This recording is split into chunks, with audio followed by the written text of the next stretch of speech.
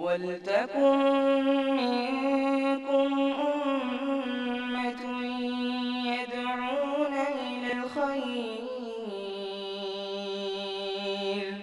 وَيَأْمُرُونَ بِالْمَعْرُوفِ وَيَنْهَوْنَ عَنِ الْمُنكَرِ وَأُولَٰئِكَ هُمُ الْمُفْلِحُونَ.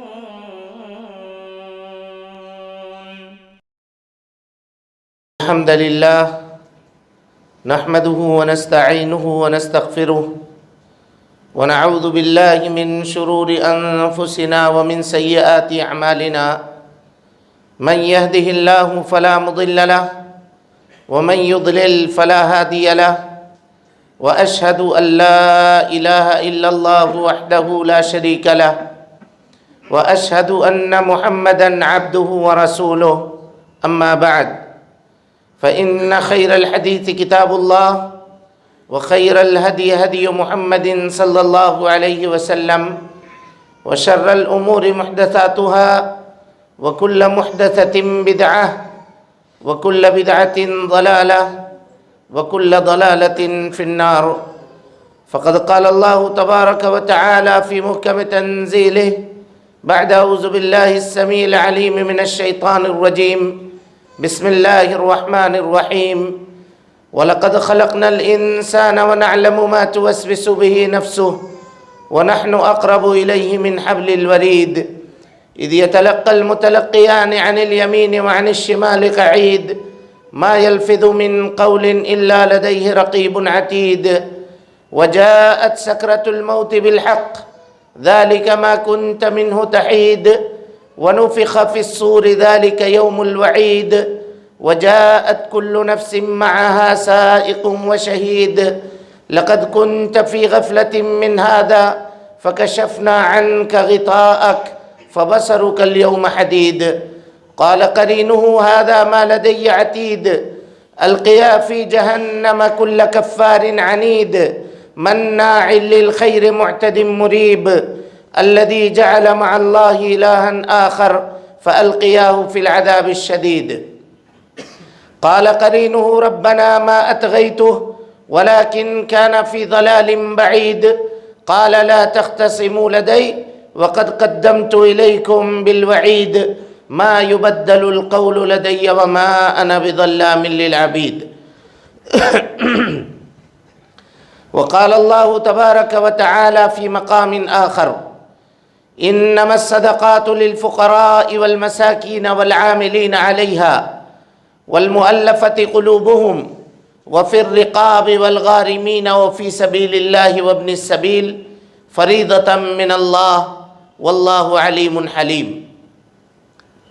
محترم حاضرین، دوستوں، بزرگوں اور ساتھیوں، پردہ نشین اسلامی رشتے کی مائیں اور بہنیں، تمام تعریف و توصیف، حمد و ثنا، کبریائی، پاکیزگی اور بڑائی تمام مخلوقات کی بندگی کا اکیلا مستحق اللہ رب العالمین کے لیے لائق و سزاوار ہے. وہی پروردگار عالم ہے، اسی نے ہمیں، آپ کو اور ساری کائنات کو تخلیق بخشی ہے. اللہ رب العالمین کی بادشاہت سے دنیا کا کوئی کونا بھی الگ نہیں. اللہ رب العالمین اکیلا ہے اور تنہا ساری دنیا کی نگرانی ہر آن، ہر لمحہ اور ہر گھڑی فرما رہا ہے. اس کا احسان عظیم ہے کہ اس نے ہمیں اور آپ کو مسلمان بنایا، اسلام جیسی عظیم دولت سے مالا مال فرمایا. اللہ رب العالمین نے اپنے پیغام کو، اپنی تعلیم کو ساری انسانیت کے لیے عام فرمایا ہے، اور اس کام کو پائے تکمیل تک پہنچانے کے لیے ہر دور میں انبیاء کرام کو دنیا کے اندر بھیجنے کا سلسلہ بھی جاری فرمایا تھا.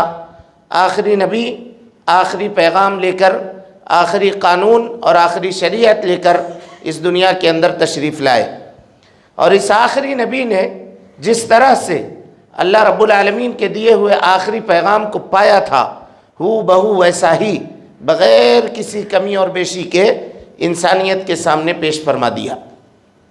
اور اس سے بھی آگے بڑھ کر کے آپ صلی اللہ علیہ وسلم نے اپنی نبوت کی 23 سالہ زندگی میں رات اور دن کی گھڑیوں کے اندر اللہ رب العالمین کے دیے ہوئے آخری پیغام کو عملی طور پر برت کر سارے جہان والوں کے لیے قیامت تک کے لیے بطور نمونہ چھوڑ دیا۔ درود و سلام ہو اشرف المخلوقات میں سب سے افضل، قیامت کے دن کے سردار جناب محمد رسول اللہ صلی اللہ علیہ وسلم پر۔ اللہم صلی علی محمد وعلی آل محمد کما صلیت علی ابراہیم وعلی آل ابراہیم انک حمید مجید۔ اللہم بارک علی محمد وعلی آل محمد کما بارکت علی ابراہیم وعلی آل ابراہیم انک حمید مجید۔ حاضرین گرامی، دوستو، بزرگوں اور خواتین اسلام، خطبہ مسنونہ کے بعد قرآن مجید سورہ توبہ کی ایک آیت ہم نے آپ کے سامنے تلاوت کی ہے۔ اس آیت میں اللہ رب العالمین نے مستحقین زکوٰۃ، وہ لوگ جن کو زکوٰۃ کی رقم دی جا سکتی ہے، اللہ رب العالمین نے ان کا تذکرہ فرمایا ہے۔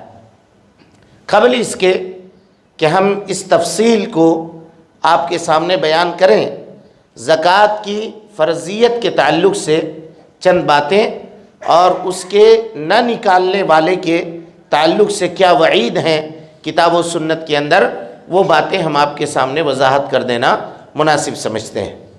زکوٰۃ یہ سن 2 ہجری میں مسلمانوں کے اوپر فرض کیا گیا، یعنی مکمل طور پہ کتنا نصاب ہو تو زکوٰۃ نکلے، یہ سن 2 ہجری میں ہوا، لیکن اس سے قبل مسلمان عام صدقہ کیا کرتے تھے۔ ایسا نہیں تھا کہ زکوٰۃ فرض ہونے کے بعد ہی مسلمانوں نے صدقہ و خیرات کیا، بلکہ اس سے قبل بھی صدقہ و خیرات مسلمان نکالا کرتے تھے۔ قرآن مجید کے اندر اللہ رب العالمین نے تقریباً 82 پر 2 مقام پر ایک ساتھ نماز اور زکوٰۃ کا تذکرہ کیا ہے، ایک ساتھ۔ اس سے اس کی اہمیت کا اندازہ آپ لگا سکتے ہیں۔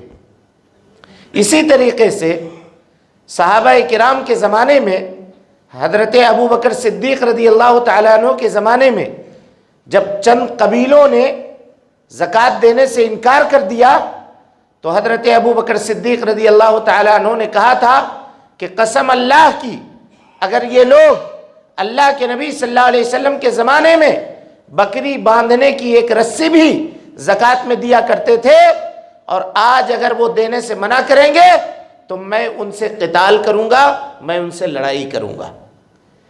پتہ یہ چلا کہ اگر آدمی زکوٰۃ دینے سے انکار کر دے تو وہ دائرہ اسلام سے خارج ہو جاتا ہے، دائرہ اسلام میں باقی نہیں رہتا، کیونکہ اللہ رب العالمین سورہ توبہ کے اندر فرماتا ہے کہ جو لوگ کافر ہیں فَإِن تَابُوا، اگر وہ توبہ کر لیں، وَأَقَامُوا الصَّلَاةَ، نماز قائم کریں، وَآتُوا الزَّكَاةَ، اور زکوٰۃ ادا کریں، فَإِخْوَانُكُمْ فِي الدِّينِ، تو وہ تمہارے دینی بھائی ہیں۔ اگر زکوٰۃ نہ دیں تو وہ تمہارے دینی بھائی نہیں ہو سکتے ہیں۔ آیت کے اوپر غور کیجئے۔ اسی طریقے سے اللہ کے نبی صلی اللہ علیہ وسلم نے فرمایا امرت ان اقاتل الناس، مجھے لوگوں سے قتال کرنے کا حکم دیا گیا ہے، لڑائی کرنے کا، جہاد کرنے کا حکم دیا گیا ہے، حتیٰ یشہدوا ان لا الہ الا اللہ، یہاں تک کہ وہ لوگ لا الہ الا اللہ کی گواہی دے دیں۔ فَإِذَا شَهِدُوهَا، اگر لا الہ الا اللہ کی گواہی دے دیں گے، وَأَقَامُوا الصَّلَاةَ، نماز قائم کریں گے اور زکوٰۃ ادا کریں گے، تو پھر وہ لوگ اسلام کے اندر داخل ہوں گے اور ان کا حساب اللہ رب العالمین کے اوپر ہوگا۔ چنانچہ میرے بھائیوں، اگر کوئی آدمی انکار کر کے زکوٰۃ کو ٹیکس سمجھ کے، تاوان سمجھ کے اگر زکوٰۃ دینے سے انکار کرتا ہے تو ایسا آدمی دائرہ اسلام سے خارج ہے۔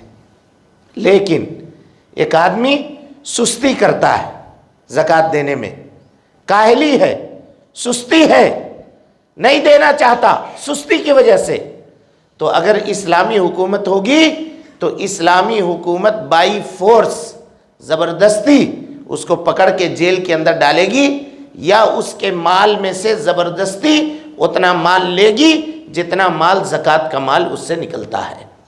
یہ اسلامی حکومت اگر ہو تو یہ قانون ہے کہ اگر کسی کے بارے میں پتہ چل جائے کہ یہ آدمی نصاب والا ہونے کے باوجود زکوٰۃ ادا نہیں کرتا تو اس کے ساتھ زبردستی حکومت زکوٰۃ لے گی۔ زکوٰۃ کے سلسلے میں اللہ کے نبی صلی اللہ علیہ وسلم نے فرمایا کہ کوئی بھی مال، غور سے سنیے اس کو، کہا کوئی بھی مال اگر اس کے ساتھ زکوٰۃ ملی ہوتی ہے، یعنی اس کی زکوٰۃ نہیں نکالی جاتی ہے، تو وہ مال ہلاک و برباد ہو جاتا ہے، باقی نہیں رہتا۔ لہذا اگر کوئی آدمی یہ چاہتا ہے کہ اس کے مال کی حفاظت ہو اور اس کا مال باقی رہے، اس کا مال تلف اور ضیاع برباد ہونے سے محفوظ رہے، تو اسے چاہیے کہ وہ اللہ رب العالمین کے راستے میں زکوٰۃ نکالے۔ زکوٰۃ کن کن چیزوں میں نکلے گا؟ تو 4 طرح کی چیزیں ہیں جس میں زکوٰۃ نکلے گا۔ نمبر 1، جانوروں کے اندر، جانوروں میں اگر بکری ہے کسی کے پاس، گائے ہے کسی کے پاس، 40 بکری ہے تو 1 بکری زکوٰۃ میں نکلے گی، 30 گائے ہے کسی کے پاس تو 1 گائے زکوٰۃ میں نکلے گی، اور اگر اسی طریقے سے اونٹ ہے، 5 اونٹ ہے کسی کے پاس تو 1 بکری زکوٰۃ میں اس کو دینا پڑے گا، یہاں تک کہ 25 اونٹ۔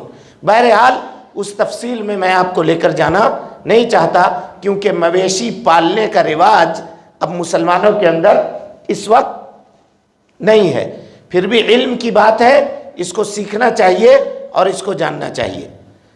لیکن اس وقت جو مسلمان جس چیز کے مالک ہیں عام طور پر، وہ دوسرے، تیسرے اور چوتھے نمبر کی چیز ہے۔ دوسری چیز جس میں زکوٰۃ نکلے گی وہ ہے زمین کی پیداوار، کھیتی۔ تو اگر کسی شخص کے اندر غلہ یا اناج کسی شخص کے کھیت سے تقریباً 7.5 کوئنٹل اناج اگر نکلے تو 7.5 کوئنٹل اگر آسمان کی بارش سے وہ سیراب ہو رہا ہے تو ایسے میں 10واں حصہ اس کو نکالنا پڑے گا زکوٰۃ میں، اور اگر وہ خود سے پانی ڈال کر کے سیراب کر رہا ہے اپنے کھیت کو تو ایسی صورت میں 20واں حصہ اس کو 7.5 کوئنٹل اناج میں اللہ رب العالمین کے راستے میں غریبوں کو، مسکینوں کو، محتاجوں کو اور فقیروں کو زکوٰۃ میں دینا پڑے گا۔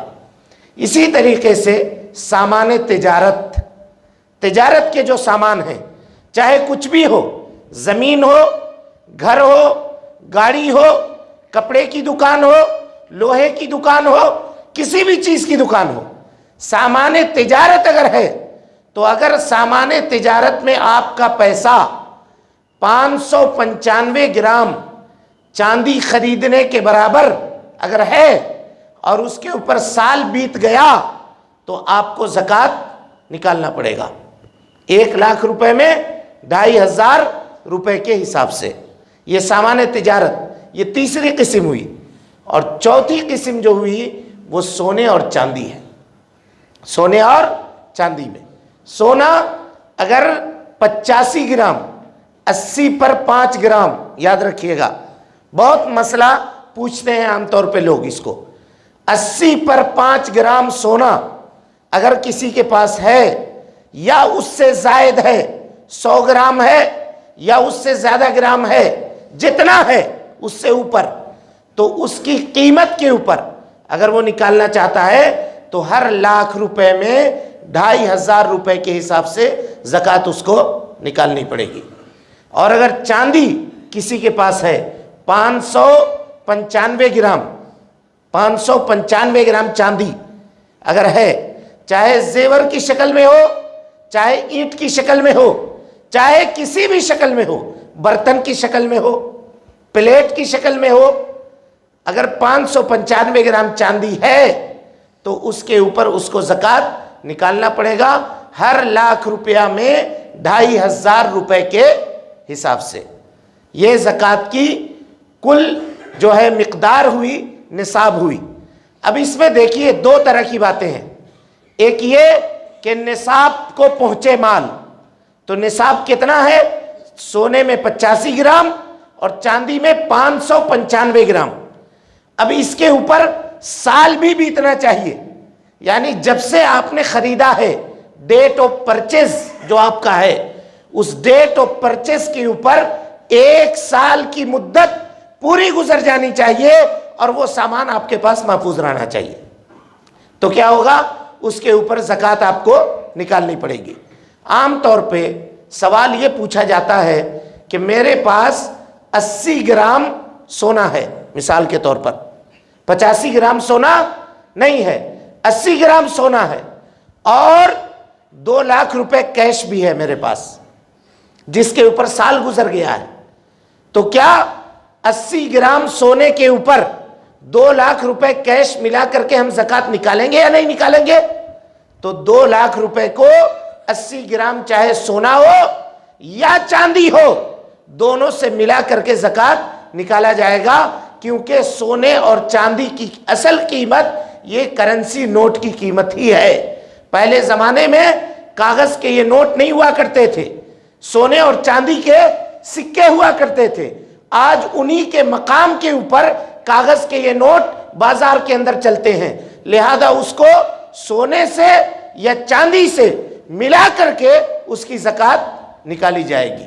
میرے بھائیوں، زکوٰۃ نکالنے میں ہم لوگ یہ سستی کرتے ہیں کہ لم سم ایسا دیکھ لیا اور دیکھ لینے کے بعد زکوٰۃ نکال لیا، بلکہ علماء نے یہ لکھا ہے کہ اگر آدمی سامان تجارت کی زکوٰۃ نکال رہا ہے تو ایک ایک سوئی، ایک ایک دھاگے کا حساب کرے، ایک ایک چیز کا حساب کرے، اور حساب کرنے کے بعد اس کو چاہیے کہ وہ زکوٰۃ نکالے. کہا کہ یہ معاملہ اتنا آسان نہیں ہے. فرمایا جناب محمد رسول اللہ صلی اللہ علیہ وسلم نے کہ جو آدمی مویشی پالتا ہے اور زکوٰۃ اس کی نہیں نکالتا ہے تو قیامت کے دن اللہ رب العالمین اس کو بلائے گا اور زمین میں اس کو سلا دے گا، اور ان مویشیوں کو موٹا تازہ اور فربا کر کے جانوروں کو اس کے اوپر سے گزارے گا. یعنی یہ جانور اپنے کھروں سے اس شخص کو جس نے ان کو دنیا میں پالا تھا اور اس کا زکوٰۃ اس نے نہیں دیا تھا، اس کو اپنے پیر سے روندیں گے. وہ روئے گا، چلائے گا، گڑ گڑائے گا، لیکن اس کی کوئی فریاد رسی کرنے والا وہاں پہ نہیں ہوگا. اور اسی طریقے سے وہ سونا اور وہ چاندی جس کو لوگ جمع کر کے رکھتے ہیں اور اس کی زکوٰۃ نہیں دیتے ہیں، فرمایا نبی صلی اللہ علیہ وسلم نے کہ وہ ایک گنجا سانپ بن کر کے آئے گا. گنجا سانپ کا مطلب وہ سانپ جس کے زہر کی وجہ سے اس کے کھوپڑی کا چمڑا اڑ گیا ہو، اس کو کہتے ہیں گنجا سانپ. سانپ کے سر پہ بال نہیں ہوتا، لیکن گنجا کہنے کا مطلب کیا ہے؟ گنجا کہنے کا مطلب یہ ہے کہ اس کے کھوپڑی کے اوپر سے چمڑا تک نکل گیا ہو اس کے زہر کی وجہ سے. ویسا سانپ آئے گا، اس کے دونوں آنکھوں میں سیاہ نشان ہوں گے جو اس کو خطرناک بنا رہا ہوگا، اور وہ جو زکوٰۃ نہیں دیتا ہے اس کے گردن کے اوپر لپٹا ہوا ہوگا اور اس کا گلپھڑا وہ چیرے گا، وہ بلبلائے گا، روئے گا، اس کو الگ کرنے کی کوشش کرے گا. وہ سانپ کہے گا انا کنزوکا انا مالوکا، میں ہی تو تمہارا مال ہوں، میں ہی تو تمہارا خزانہ ہوں جس کو تم چھپانے کے لیے دنیا کے اندر جتن کیا کرتے تھے، اس کی حفاظت کرتے تھے، گاڑ کر کے زمین میں رکھتے تھے، آج مجھ کو چھوڑ کر کے کہاں جا رہے ہو. اور اسی طرح سے اللہ رب العالمین نے قرآن مجید کے اندر زکوٰۃ نہ دینے والوں کی سزا بیان فرمائی. کہ یوم یحمى علیہا فی نار جہنم، ان کے سونے اور چاندی کو اللہ رب العالمین جہنم میں گرم کرے گا، آگ میں تپائے گا. فتقویٰ بہا، اور اس سے داغے گا، جباہہم، ان کے پیشانیوں کو، وجنوبہم، اس کے پہلو کو، وظہورہم، اور اس کے پیٹھ کو. کہا کہ پیشانی، پہلو اور پیٹھ کیوں داغی جائے گی؟ تو کہا کہ پیشانی اس وجہ سے داغی جائے گی کہ یہ انسان کے چہرے کا یا انسان کے جسم کا سب سے معزز پارٹ ہے، اس وجہ سے اس کو داغا جائے گا. اور بغل اس لیے داغا جائے گا کہ اس کے داغنے سے کلیجی تلی وغیرہ جو کچھ ہے جسم کے اندر وہ جل جائے گا، اور پیٹھ اس وجہ سے داغا جائے گا کہ اندر کے جو آرگن ہیں انسان کے وہ جل کر کے راکھ ہو جائیں، ختم ہو جائیں۔ اور کچھ علماء نے کہا نہیں، بخیلوں کی یہ صفت ہوتی ہے کہ اگر کوئی غریب ان سے مانگے تو پہلے پیشانی کے اوپر بل آتا ہے، کہاں سے چلا آیا یہ مانگنے والا، اگر کوئی مانگے تو اس وجہ سے پیشانی داغی جائے گی، اور اس کے بعد پہلو دکھاتا ہے اور پھر پیٹ پھیر کر کے بھاگ جاتا ہے، اس کے سامنے نہیں دیتا، انکار کر دیتا ہے۔ اس وجہ سے اللہ رب العالمین پہلے پیشانی کو داغے گا، پھر پہلو کو داغے گا، اور پھر اس کے پیٹھ کو داغے گا۔ اللہ رب العالمین ہم کو اور آپ کو اس سزا سے محفوظ رکھے۔ میرے بھائیوں، اب اس کے بعد زکوٰۃ کس کو دے سکتے ہیں، اس سلسلے میں گفتگو ہے۔ تو سب سے پہلی چیز اللہ رب العالمین نے جو بیان فرمائی، انما الصدقات للفقراء، صدقہ زکوٰۃ فقیروں کو دیا جائے گا۔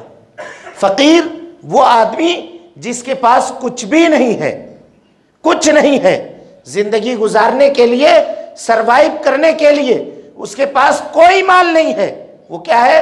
فقیر ہے، اس کو زکوٰۃ دیا جائے گا۔ والمسکین، مسکین وہ ہے جس کے پاس مال تو ہے لیکن اتنا مال نہیں ہے کہ وہ اپنی زندگی کی پوری ضرورت کو پورا کر سکے، تو وہ مسکین ہوا، اس کو بھی زکوٰۃ کے پیسے سے دیا جائے گا۔ اب مسکین کا یہ مطلب نہیں کہ کوئی آدمی یہ کہے کہ فلاں کے پاس تو گاڑی ہے، اب اس کو ہم زکوٰۃ کیوں دیں گے؟ اگر گاڑی بھی ہے تو گاڑی اس کی بنیادی ضرورت ہے، بائک، موٹر سائیکل وغیرہ، اس کے باوجود اس کی آمدنی اور اس کی تنخواہ اتنی قلیل ہے کہ وہ اپنے بال بچوں کے ساتھ گزارا نہیں کر سکتا، تو ایسی صورت میں اس کو زکوٰۃ کا مال، اس مسکین کو زکوٰۃ کا مال دیا جائے گا۔ انما الصدقات للفقراء والمساکین۔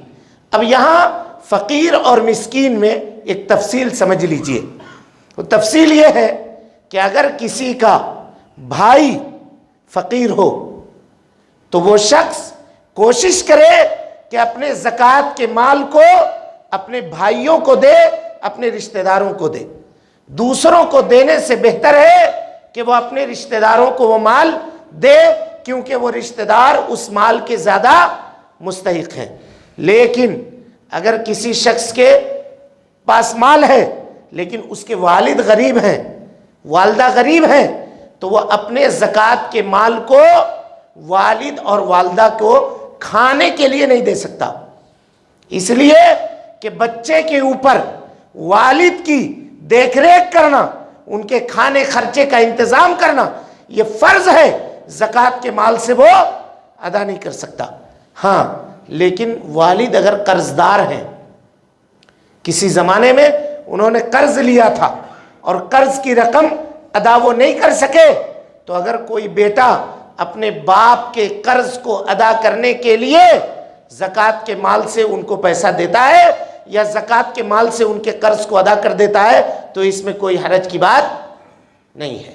اسی طریقے سے کسی عورت کے پاس مال ہے، مثال کے طور پر بیوی مالدار ہے اور شوہر غریب ہے، تو بیوی اپنے شوہر کو زکوٰۃ دے سکتی ہے۔ حدیث سنیے، حضرت عبداللہ ابن مسعود رضی اللہ تعالی عنہ کی بیوی حضرت زینب الخزاعیہ بڑی مالدار خاتون تھی، بہت زیور اور گہنے ان کے تھے، زکوٰۃ کی مال لے کر کے وہ جانے لگی دینے کے لیے غریبوں کو۔ حضرت عبداللہ ابن مسعود نے کہا کہ ہم سے اور ہمارے بال بچوں سے زیادہ محتاج کوئی ہے؟ تم کہاں جا رہی ہو زکوٰۃ کا یہ مال لے کر کے؟ کہا کہ اچھا، ہم اللہ کے نبی صلی اللہ علیہ وسلم سے مسئلہ پوچھیں گے، آپ نے جو کہا ہے۔ گئی وہ اور پوچھا کہ عبداللہ ایسا ایسا کہہ رہے ہیں کہ زکوٰۃ کا مال میں ان کو دے دوں؟ نبی صلی اللہ علیہ وسلم نے کہا کہ بالکل صحیح کہہ رہے ہیں، تم زکوٰۃ کا مال اپنے شوہر کو دے سکتی ہو، اس لیے کہ بیوی کے اوپر یہ ذمہ داری نہیں ہے کہ وہ شوہر کا کھانا خرچہ اٹھائے، لیکن اگر شوہر مالدار ہے تو اپنی زکوٰۃ اپنی بیوی کو نہیں دے سکتا، اپنے بچے کو نہیں دے سکتا۔ اسی طریقے سے بیٹی کی شادی کر دی گئی، داماد کمزور ہے، غریب ہے، تو کیا کوئی آدمی اپنی بیٹی داماد کو مدد کرنے کے لیے اپنے زکوٰۃ کے پیسے سے دے سکتا ہے؟ تو علماء کہتے ہیں کہ دے سکتا ہے، لیکن بیٹی کو نہ دے، پیسہ داماد کے ہاتھ میں دے، کیونکہ بیٹی اس کی اپنی صلبی اولاد ہوئی، اس کے اوپر زکوٰۃ وہ نہیں خرچ کر سکتا، لیکن داماد یہ اس کا اپنا بیٹا نہیں ہے، داماد کے راستے سے وہ مدد کر سکتا ہے، بیٹی کے ہاتھ میں وہ پیسہ نہ دے۔ یہ چند متفرقات تھے جو مسکین اور فقیر کے لیے اس کی وضاحت ہم نے آپ کے سامنے کر دی۔ لِلْفُقَرَاءِ وَالْمَسَاكِينِ وَالْعَامِلِينَ عَلَيْهَا، ایک آدمی مالدار ہے لیکن زکوٰۃ وصول کرنے کے اوپر اس کو متعین کیا گیا ہے، وہ اپنا وقت لگا رہا ہے، گاؤں گاؤں گھوم رہا ہے، زکوٰۃ لے رہا ہے، تو بطور تنخواہ اس کو زکوٰۃ دی جا سکتی ہے، کمیشن نہیں، کمیشن نہیں۔ آج جو لوگ یہ قید لگاتے ہیں کہ میں جا رہا ہوں مدرسوں کے لیے زکوٰۃ وصول کر کے لاؤں گا، 100 روپے میں 40 روپے مدرسے کا، 60 روپیہ ہمارا، یہ حرام ہے، یہ مال حرام ہے۔ کمیشن زکوٰۃ میں لینا یہ جائز اور درست نہیں ہے، چاہے مدرسے والے کرتے ہوں یا یونیورسٹی والے کرتے ہوں، جو چیز حرام ہے وہ حرام ہے۔ اور اگر کوئی آدمی اس طرح کا دھندا کرتا ہے اور اس طرح کا چندہ کرتا ہے تو وہ حرام کرتا ہے اور حرام مال لیتا ہے۔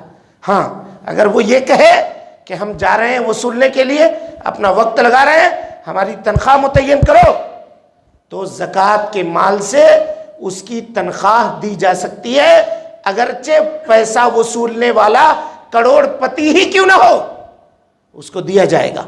حضرت عمر ابن خطاب رضی اللہ تعالیٰ عنہ کو اللہ کے نبی صلی اللہ علیہ وسلم نے زکوٰۃ وصولنے کے لیے بھیجا۔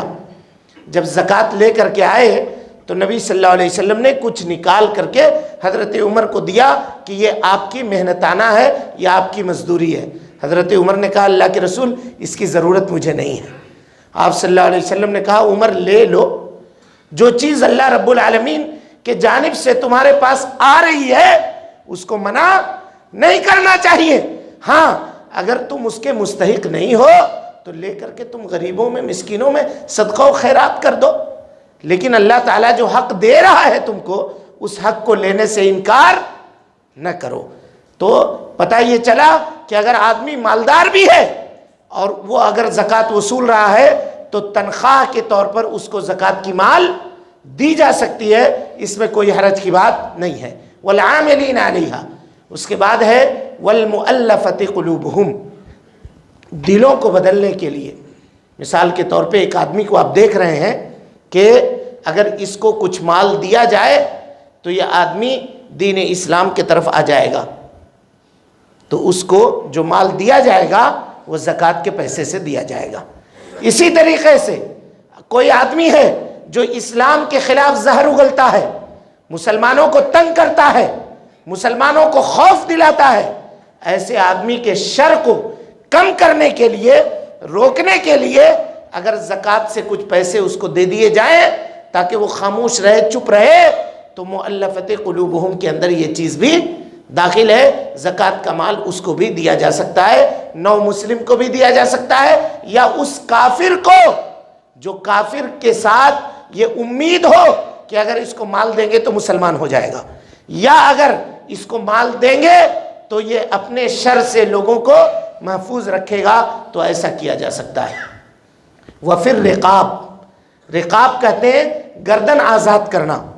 پہلے زمانے میں غلام ہوا کرتے تھے، آج غلام نہیں ہے، لیکن میرے بھائیوں بہت سارے مسلم نوجوان جھوٹے کیسوں کے اندر، ٹاڈا کے اندر، مکوکا کے اندر، اور اس طرح سے NIA نے پکڑا، ATS نے پکڑا، اور پکڑ کر کے ایسے لوگوں کو جیل کے سلاخوں کے پیچھے ڈالا ہوا ہے۔ اب جانتے ہیں کہ بے قصور ہے، تو ان کے ضمانت کا انتظام، ان کے جیلوں سے رہائی کا انتظام، اور ان کے لیے وکیلوں کو ہائر کرنا، کورٹ کے اخراجات کو اٹھانا، یہ سارے خرچے زکوٰۃ کے رقم سے ادا کیے جا سکتے ہیں۔ وفر رقاب، اب اس کے بعد آئیے والغارمین، قرض دار۔ قرض دار، آج معاشرے میں کتنے ایسے غریب لوگ ہیں جو 5,000 10,000 20,000 کے لیے مارواڑیوں کے غلام بنے ہوئے ہیں.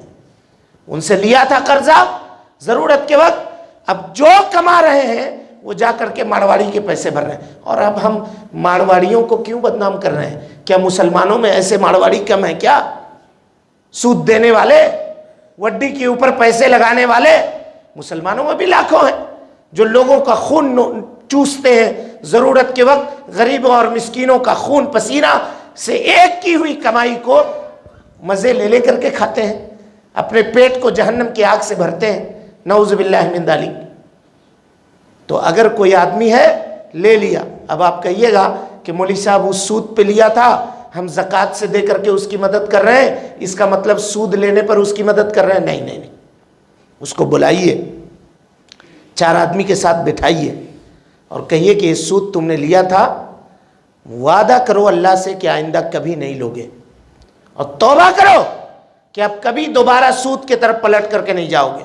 رہی بات یہ تمہاری سابقہ کی، تو چلو ہم اس رقم کو ادا کر رہے ہیں اور اللہ کو گواہ بنا رہے ہیں کہ اگر آئندہ تم سود کی طرف پلٹے تو اس کے ذمہ دار تم خود ہوگے اور دوبارہ تمہاری مدد نہیں کی جائے. اس کو توبہ کروا کے اس کے قرض کی ادائیگی کی جا سکتی ہے. میرے بھائیوں، کتنے ہی غریب مسلمان آج ایسے ہیں جن کی گردنیں سود کے جال کے اندر اور جنجال کے اندر پھنسی ہوئی ہے. میرے بھائیوں، زکوٰۃ کا اگر اجتماعی نظام ہو، بیت المال کا نظام ہو، تو معاشرے سے ایسے لوگوں کو فائنڈ آؤٹ کر کے، ان کو نکال کر کے، ان کے گردنوں کو زکوٰۃ کے مال سے، سود کے اس جال سے باہر ان کو نکالا جا سکتا ہے. وفی الرقاب والغارمین وفی سبیل اللہ. یہ فی سبیل اللہ میں تفصیل ہے. انشاءاللہ العزیز اتوار کا جو درس ہوگا اس میں ہم فی سبیل اللہ کی تشریح آپ کے سامنے مکمل طور پہ رکھنے کی کوشش کریں گے. اب اس کے بعد آخری چیز ہے وابن السبیل. ایک آدمی ہے، مالدار ہے، کہیں سفر پہ گیا تھا، سفر پہ جانے کے بعد بیچارہ اس کا زاد راہ ختم ہو گیا، سامان لٹ گیا، پریشان ہے، مسافر ہے. وہ آپ کے پاس آیا اور کہا کہ بھائی صاحب ٹکٹ کی ضرورت ہے، ہم اپنے گھر جانا چاہتے ہیں، میرا ٹکٹ کھو گیا ہے، میری گاڑی چھوٹ گئی ہے. ایسی صورت میں آپ زکوٰۃ کی رقم سے اس مجبور شخص کی مدد کر سکتے ہیں. شریعت نے یہ 8 قسم کے لوگ بیان فرمائے ہیں جن کے اوپر زکوٰۃ کی رقم خرچ کی جا سکتی ہے اور زکوٰۃ کی رقم دی جا سکتی ہے. میرے بھائیوں، دوستوں، بزرگوں اور ساتھیوں، اللہ کے واسطے اپنے مالوں کا حساب کیجئے، اپنے تجارت کا حساب کیجئے اور حساب کر کے ایک ایک پائی زکوٰۃ جو نکلتا ہے اس کو اللہ رب العالمین کے راستے میں نکالیے. اسی میں ہمارے لیے بھلائی ہے، اس دنیا کے اندر بھی اور آخرت کے اندر بھی. اللہ رب العالمین سے دعا ہے کہ اللہ تعالی ہمیں اور آپ کو حسن عمل کی توفیق دے. رب العالمین ہم سب کی اصلاح فرمائے، نیکیوں کو قبول کرے، سیئات سے درگزر فرمائے، جب تک زندہ رکھے دین اسلام پہ زندہ رکھے اور جب اٹھائے ایمان پہ اٹھائے. آمین. اقول قولی ھذا واستغفر اللہ لی ولکم ولسائر المسلمین من کل ذنب وخطیہ فاستغفروہ انہ کان للأوابین غفورا.